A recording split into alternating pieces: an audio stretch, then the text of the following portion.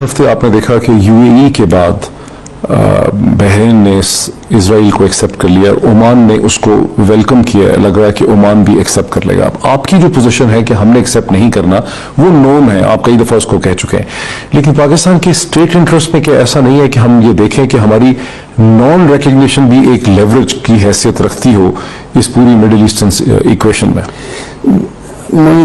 کئی چیزوں کے اوپر زندگی کمپرومائز کا نام ہے، آپ کو کمپرومائز کرنا چاہیے اور کرنا پڑتا ہے، لیکن کئی ایسی چیزیں ہوتی ہیں کہ وہ جو آپ کے بنیادی اصول ہوتے ہیں، جو آپ کی یعنی کسی وجہ سے ایک قوم بنتی ہے، ایک بیسک پرنسپلز کے اوپر ایک قوم کھڑی ہوتی ہے۔ جب ایک قوم ان پرنسپلز کے اوپر کمپرومائز کرنا شروع کر دے تو پھر وہ کمپرومائز کی کوئی لمٹ نہیں ہوتی۔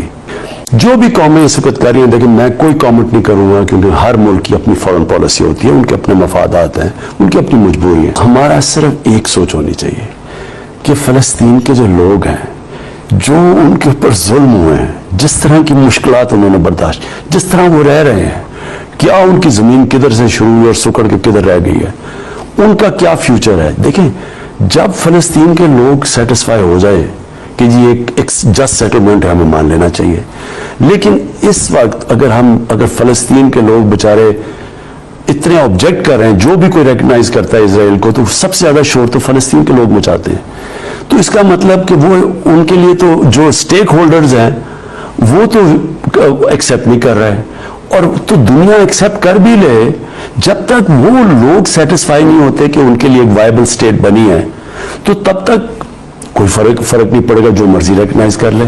اصل میں تو جب تک ایک منصفانہ سیٹلمنٹ نہیں ہوتی پیلسٹائن کی اسرائیل کے ساتھ، تب تک کوئی فرق نہیں پڑے گا ریکگنیشن کا دنیا کا۔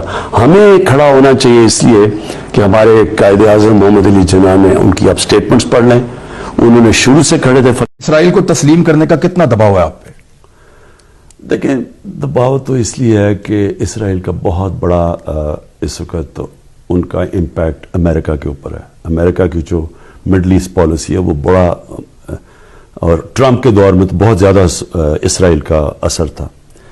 اب ہمارے لیے تو، میرے لیے تو کبھی یہ سوچ میں دوسری سوچ آئی نہیں کہ ہم اسرائیل کو اس لیے تسلیم نہیں کر سکتے کیونکہ پاکستان کا تو ایک ہمارے قائد اعظم کا موقف چلا آ رہا ہے، جب تک کہ فلسطینیوں کو ان کا ایک جسٹ سیٹلمنٹ، یعنی کہ ایک ایسی سیٹلمنٹ نہیں ہوتی جو کہ اس سے وہ مطمئن ہوتے ہیں، ہم اس کو تسلیم نہیں کر سکتے۔ لیکن دباؤ ہے آپ پہ، یہ دباؤ آپ پہ غیر مسلم ممالک ڈال رہے ہیں یا مسلم برادر ممالک بھی کہہ رہے ہیں کہ کرو؟ میں نام نہیں لے رہا، چھوڑیں اس کو، آگے چلیں، اس کو رہنے دیں۔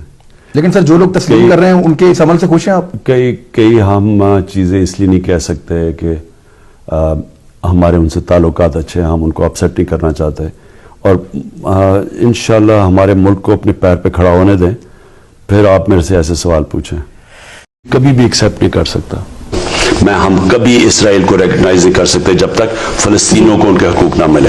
اور دوسری چیز، ایک پاکستان ایک ڈیموکریٹک سوسائٹی ہے، ہمارے پبلک کا کیا رائے ہے، آپ کبھی بھی یہ پاکستان کی جو ایک ڈیموکریٹک سوسائٹی میں آپ ایکسیپٹ نہیں کر سکیں۔ وہ ساری قوم فلسطینیوں کے ساتھ کھڑی ہے، وہ چاہتی ہے کہ ان کے حقوق ملیں۔ رائٹ سر، کیا ایک خبر یہ آ رہی ہے کہ کوئی گورنمنٹ کی کیبنٹ سے کوئی ملنے اسرائیل تل ابیب میں گیا ہے، ایسی کوئی بات ہے؟ کوئی ملاقات ہوئی ہے؟ پہلے تو یہ بالکل غلط ہے، لیکن کیوں جائے گا جب ہماری پالیسی ہے کہ ہم اسرائیل کو ریکگنائز نہیں کر سکتے، تو کیوں جائے گا؟ وہ وزیر نے جا کے وہاں کیا کرنا ہے؟ یہ بالکل پہ ظلم کیا ہے اسرائیل نے، اور وہ بھی اس رات پہ 27ویں رات میں، اور مسجد الاقصی میں۔ میں نے تو اس کی مذمت کی ہے، لیکن میں نے شاہ محمود قریشی کو، اپنے فارن منسٹر کو کہا ہے کہ وہ ترکی کے فارن منسٹر سے بھی امیڈیٹلی بات کریں، سعودی عربیہ کے فارن منسٹر سے بات کریں۔ میں نے پرنس محمد بن سلطان سے خود ہم نے جو باتیں کی، ہم اسرائیل کو کبھی تسلیم نہیں کر سکتے جب تک فلسطینیوں کو ان کا حق نہیں ملتا، ان کو ایک جسٹ سیٹلمنٹ نہیں ہوتی، جو ٹو نیشن تھیوری تھی پیلسٹینین کی، کہ ان کو پورا ایک ان کی اسٹیٹ ملے جو کہ پیلسٹینین فیصلہ کریں، ٹھیک ہے۔ جب تک وہ نہیں ہوتا، اگر ہم وہ تسلیم کر لیتے ہیں تو ہمیں پھر کشمیر کا بھی، ہمیں ایگزیکٹلی سچویشن کشمیر کا ہے تو ہمیں وہ بھی گیو اپ کرنا چاہیے۔ تو اس لیے پاکستان نہیں تسلیم کر سکتا اسرائیل کو. About Pakistan forming relations with Israel, and we know the winds of change are blowing through the Middle East. Is this in the cards, and why? I'm afraid I don't know where this has come from. It's not.